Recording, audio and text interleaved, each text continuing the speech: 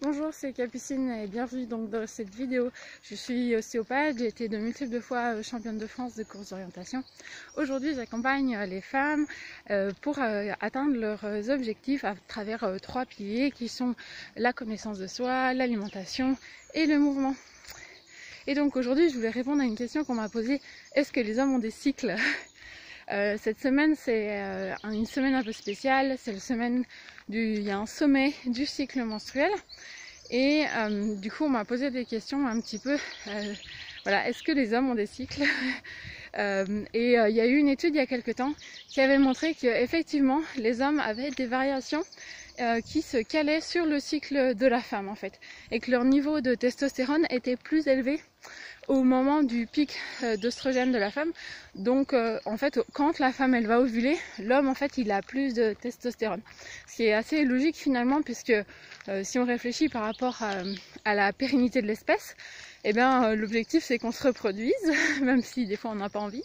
Et du coup l'homme il va avoir un taux de testostérone plus élevé au moment où la femme elle ovule, et donc on va maximiser les chances d'ovulation. Mais bon, c'est vrai que globalement les hommes ils ont quand même des hormones qui sont plus stables que nous, avec de la testostérone qui est produite plus ou moins, qui est produit en continu, mais voilà, on sait que ça va augmenter quand même en fonction du cycle de la femme, si la femme a un cycle, parce que forcément sous pilule c'est pas un cycle en fait, hein, c'est pas nos propres hormones.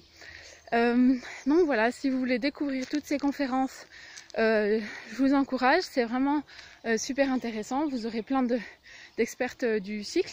Et puis pour l'occasion, j'ai redonné accès à ma formation sur tout mon cycle au naturel, où je vous présente tout un tas de méthodes de contraception naturelles, comprendre comment votre cycle fonctionne, les mouvements, l'alimentation, justement pour éviter tous les syndromes prémenstruels, douleurs de règles et tout ça.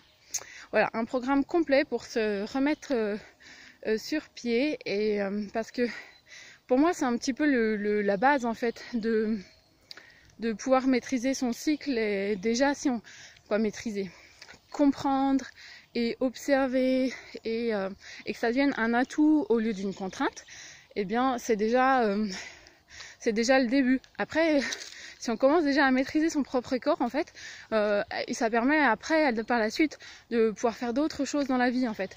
Alors que je vois il y a des fois des gens qui sont coincés dans leur vie professionnelle, amoureuse, familiale, qui ont du mal, qui ont des problèmes, mais en fait si déjà on maîtrise pas son propre corps, je trouve que c'est compliqué de pouvoir avoir un impact aussi sur d'autres sphères en fait. Donc voilà, sur cette rapide petite vidéo, vous pouvez trouver plus d'informations donc sur mon site Capucine Verseluti, et puis donc à très bientôt pour une prochaine vidéo.